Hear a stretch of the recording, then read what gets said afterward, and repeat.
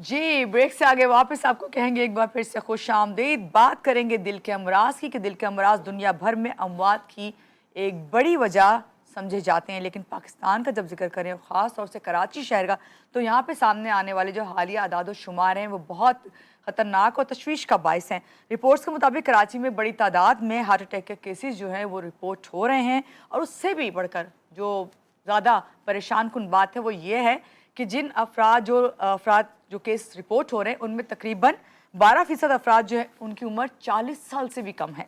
यानी दिल की बीमारियां अब सिर्फ बड़ी उम्र के लोगों का मसला नहीं रही, बल्कि नौजवान नस्ल भी तेज़ी से इस खतरे की जद में आ रही है। क्या हकीकत है, क्या फैक्ट्स एंड फिगर्स हैं, और ये हमें जानेंगे। हमारे साथ इस वक्त मौजूद हैं heart specialist doctor Fawad Farooq साहब। इनसे मिलते हैं और जानते हैं। अस्सलाम वालेकुम डॉक्टर साहब, कैसे हैं आप? ठीक है, सुबह खैर। जी वालेकुम सलाम। बहुत शुक्रिया मधु करने का, अहम मौजू।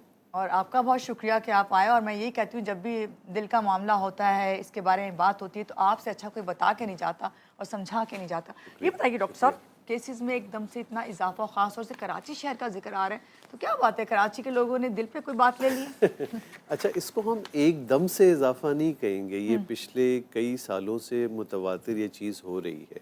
अच्छा, ये नज़र में अभी आई है। ओके। कभी कभार चीज़ें हो रही होती हैं, लेकिन उस पर उस तरीके से तवज्जो, यानी कोई एग्जैक्ट कैलकुलेशंस नहीं होती हैं, तो पता नहीं चल रहा होता है। लेकिन चूंकि तो हम खुद दिल के अस्पताल में हैं, जहाँ रोज़ाना कई हार्ट अटैक आते हैं, जी।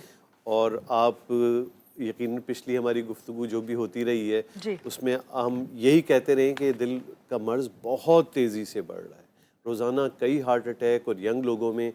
और उसकी मेन वजह अगेन वही बार बार आएगी जो आप जो अभी हम बता पहले रहे से थे, कहते बिल्कुल, हैं। कि आपका शायद लाइफस्टाइल। हम अभी तक इन तमाम बातों के बावजूद अपनी ज़िंदगी में वो असर नहीं ले पा रहे हैं, या असर लोग ले भी रहे हैं तो बहुत कम नंबर ऑफ पीपल, या बहुत कम लोग अपनी ज़िंदगी को सेहत की तरफ राग़िब कर रहे हैं।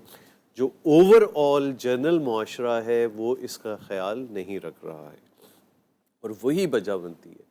देखिए, वेस्ट ने इस चीज़ को बहुत जल्दी आइडेंटिफाई किया जी। कि ये दिल के अमराज जितने हैं, हार्ट अटैक है, अंजाइना है, ये तमाम चीज़ें ऐसी हैं जिनको मॉडिफाई किया जा सकता है, यानी इनको कम किया जा सकता है।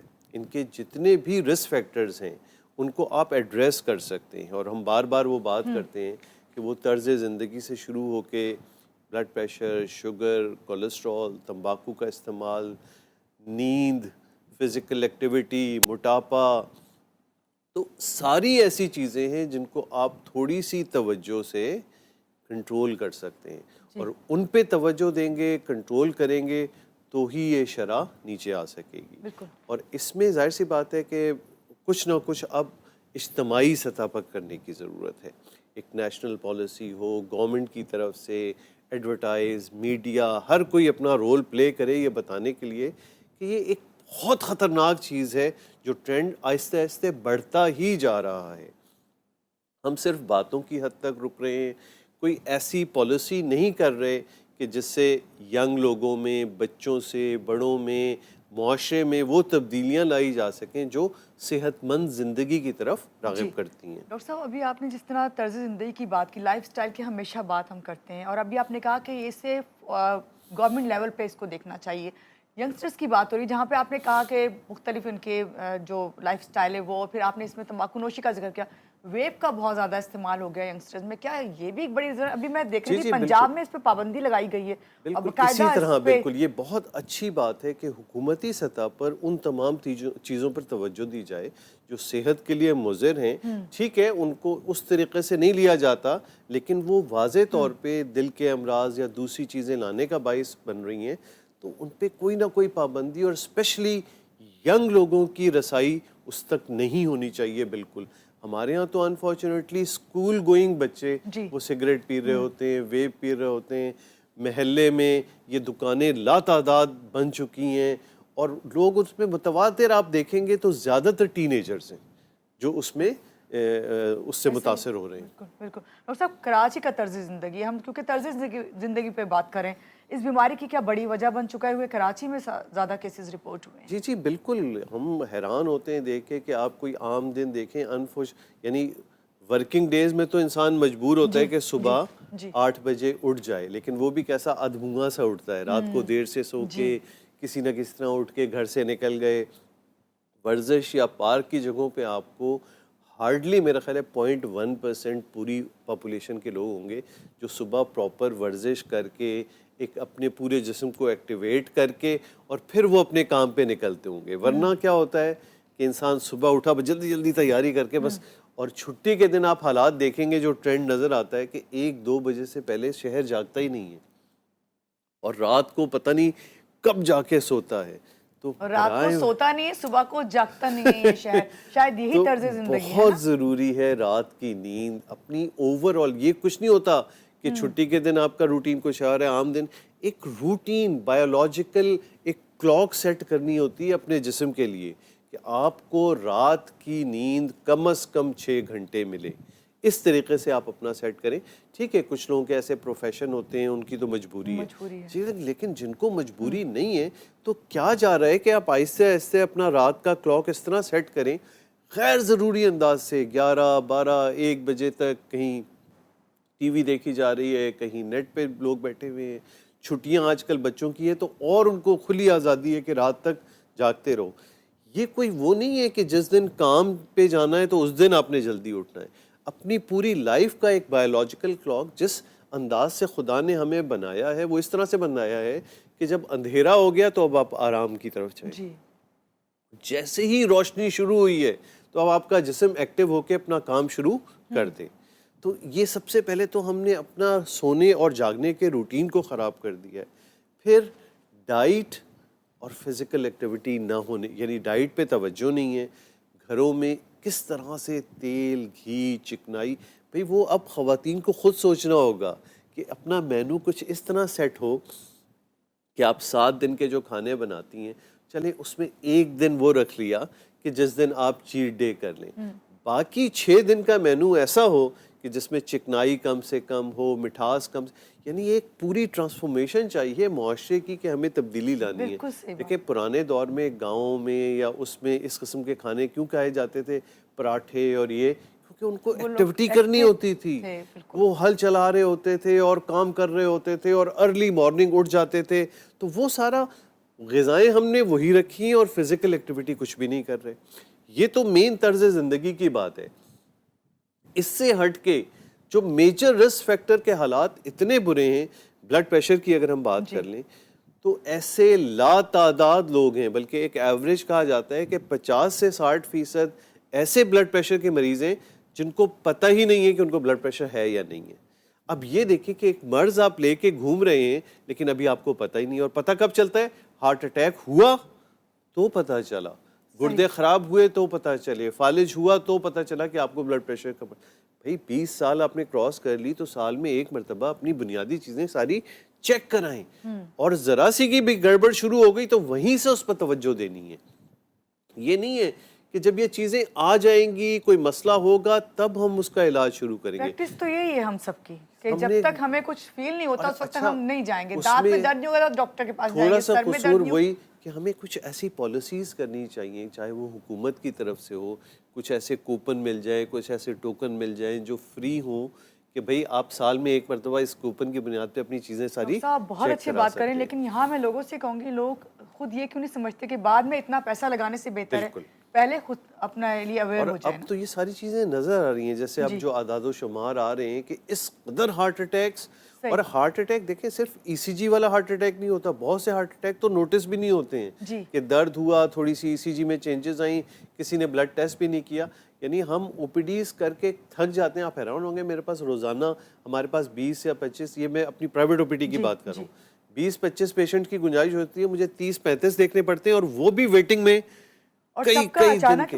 اور سب کا اسی طرح کیا ہوا کہ اچانک درد ہوا, گئے, اچھا اب جب ٹیسٹ ویسٹ کیا ہے تو تھوڑی سی شوگر بھی ہے, بلڈ پریشر بھی ہے, یہ تمام چیزیں. تو یہ چیزیں جب وقت سے پہلے صحت کی حالت میں چیک کر لیں, طرز زندگی بدلیں, تاکہ یہ چیز, یہ 100% تو انسان ختم نہیں کر سکتا, لیکن 100 میں سے اگر ہم نے 50% بھی کمی کر دی, اور پھر آپ اتنا بڑا پرابلم کہ 40 ایئر سے کم ایج میں ہارٹ اٹیک. اب ذرا سوچیں کہ 35-40 ایئرس کا آدمی کیا ہوتا ہے کہ پوری زندگی سمجھ لیں آپ پریکٹیکل لائف شروع ہو رہی ہے, اس وقت آپ کو ہارٹ اٹیک ہو گیا. آپ نے سب چیزوں پہ محنت کی, اپنی صحت پہ محنت, بہت اچھی آپ نے ایجوکیشن لے لی, ایک کیریئر شروع کر دیا, جاب ہو گئی, اس دوران خوب محنت کی ہے, دن رات جاگے ہیں, لیکن ایک تھوڑی سی توجہ اپنے اوپر نہیں دی صحت کے حوالے سے, کہ رسک فیکٹر اسیس نہیں کیے, اپنی طرز زندگی نہیں بدلی, تو دیکھیں وہ ساری محنت ایک طرف ہو گئی اس ایک چھوٹے صاحب سے. یہی طرز زندگی ہے, اسی میں ہم رسک فیکٹر یہ سارے دیکھ رہے ہیں. کون سے ایسے رسک فیکٹر ہیں جو علامات ایک دم سے ہمیں فیل ہوں کسی بھی ایج میں؟ ابھی آپ نے کہا نا کہ تو 40 پلس, کیا پہلے تو 40 پلس ہوتے تھے, اب تو انڈر 40 جو ہیں وہ دل کے حوالے سے 2-3 امپورٹنٹ چیزیں وہ ہم یہاں پہ بار بار بیان کر چکے ہیں, پھر بیان کرتے ہیں. سینے پہ درد, دباؤ, تکلیف, بوجھ اس نوعیت کا, کہ آپ چلتے ہیں, یعنی انجائنا کی کیفیت کیا ہے, چلتے ہیں, فزیکل ایکٹیویٹی کرتے ہیں, سیڑھی چڑھتے ہیں, تو یہ بوجھ آتا ہے, آپ کو رکنے پر مجبور کر دیتا ہے, اور آپ جیسے ہی رکتے ہیں تو یہ ٹھیک ہو جاتا ہے. اچھا, اس قسم کی علامت کے ساتھ ہمارے پاس لوگ ہوتے ہیں, ان کو دوائیاں تجویز کریں, ان کو ٹیسٹ تجویز کریں, ماننے کے لیے تیار نہیں ہوتے کہ ہمیں دل کا مسئلہ ہے, اور پھر خدا نخواستہ 1-2 ہفتے بعد یہی علامت ہارٹ اٹیک کی صورت میں شدید درد کے ساتھ آپ کو بہرحال پھر ہسپتال جانا پڑتا ہے. تو اس قسم کی علامتیں ہیں, اچھے مستند کارڈیولوجسٹ کو دکھائیں, پھر وہ جو مشورہ دے رہا ہے اس کے مطابق کام کریں. دیکھیں سائنس فیکٹس اینڈ فگرز پہ چلتی ہے, اور یہ وقت کے ساتھ ساتھ اس میں جو بھی ایڈوانسمنٹ آ رہی ہے وہ کوئی ایسا نہیں ہے کہ وہ آپ کے ان ٹوٹکوں کے اگینسٹ ہے. وہ بالکل اسی طرح ہے جیسے پہلے آپ گھر اینٹوں اور گارے سے بناتے تھے, اب وہ اس کے لیے سوفسٹیکیٹڈ ٹیکنیک آ گئی ہیں. آپ یہ تو نہیں کرتے نا اپنا گھر بناتے ہوئے کہ نہیں ہم پرانے طرز پہ بنائیں گے گھر. تو یہ علاج, طریقہ علاج, دوائیاں, یہ اسی طب کی ایڈوانسڈ فارم ہے, یہ کوئی اس کے اگینسٹ نہیں ہے کہ وہ صحیح ہے اور یہ غلط ہے. وہ اس دور میں صحیح تھی, پرانے طرز جو ٹریٹمنٹ کے طریقہ کار تھے وہ اس دور کے لیے تھے جب یہ ایڈوانسمنٹ نہیں تھی. ڈاکٹر صاحب ایک سوال مجھے آپ سے کرنا ہے, وہ یہ کرنا ہے کہ اکثر ہمارے یہاں یہ دیکھنے میں آتا ہے کہ ہم جنرل فزیشین کو دکھا رہے ہوتے ہیں, وہ ہمیں دیکھ رہا ہوتا ہے, لیکن کیا بات ہے کہ ہمیں اس وقت پتہ نہیں چل رہا ہوتا کہ آپ کو ہارٹ کا مسئلہ ہے یا آپ کو بی پی کا مسئلہ ہے, آپ کو اسپیشلسٹ کے پاس ہی کیوں جانا پڑتا ہے؟ نہیں دیکھیں, اس پہ تو ہمارے یہاں انفارچونیٹلی کوئی اس طرح ہیلتھ کا زبردست قسم کا primary care, secondary care, tertiary care اس طرح کا سسٹم نہیں ہے. انسان اپنے طور پہ ہی سوچ کے کسی بھی ڈاکٹر کے پاس چلا جاتا ہے. لیکن جنرل فزیشین بھی ہمارے یہاں اتنے کیپیبل ہیں کہ آپ کو کلیئر کٹ جب ہارٹ کی تکلیف ہو رہی ہوتی ہے تو وہ آپ کو ضرور مشورہ دیتے ہیں کہ بھئی آپ ہارٹ کے ہسپتال, ایکیوٹ ایمرجنسی ہے تو ایمرجنسی والی سچویشن میں, اور اگر کرونک والا معاملہ ہے تب بھی وہ ریفر کرتے ہیں کہ بھئی آپ کارڈیولوجسٹ کو ضرور کیا دیں گے آپ لاسٹ میں کہ ہمیں کارڈیولوجسٹ کے پاس ویسے نہیں بھی کوئی مسئلہ تو جانا چاہیے, اور کب جانا چاہیے؟ میرے لحاظ سے کارڈیولوجسٹ کے پاس بھی جانا ہے, اپنی صحت کا خود بھی خیال رکھنا ہے, اور وہ یہی میں نے بتایا, سینے میں درد, سانس کی تکلیف, دھڑکن بہت زیادہ ہونا, لائف اسٹائل, آپ کا کھانا پینا, سب چیزوں پہ توجہ دینے کی ضرورت ہے. اب ایک یعنی اس کو صرف سن کے بس یہ سوچنا نہیں ہے کہ کر لیں گے, اب کرنے کا وقت ہے, عمل کا وقت ہے کہ ہمیں اپنی طرز زندگی میں تبدیلی لانی ہے. تمام risk factors specially sugar, blood pressure, cholesterol, ان 3 چیزوں پر بھرپور توجہ. اگر پتہ نہیں ہے تو پتہ لگائیں, پتہ چل گیا تو اس کو پراپر کنٹرول.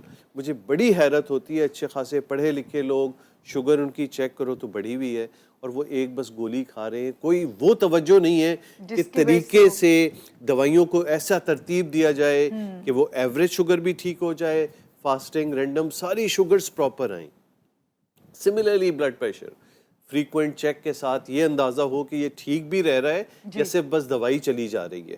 تو ان تمام چیزوں, اور یہ ساری چیزیں ایسی ہیں جو کی جا سکتی ہیں. اور آپ نے بہت اچھی بات کی, خاص طور سے بی پی کی جو آپ نے بات کہی ہے نا کہ آپ کو میڈیسن کے ساتھ ساتھ چیک بھی رکھنا چاہیے. بہت شکریہ آپ کا ڈاکٹر صاحب. آج میں کہیں پڑھ رہی تھی کہ جو فاسٹ فوڈ ہے نا اس میں سے ایس جو ہے نا ایسے لگا دیا گیا, اصل میں یہ فیٹ فوڈ ہے. یہاں لیں گے ایک چھوٹی سی بریک کے بعد آپ ساتھ رہیے گا ہمارے ساتھ.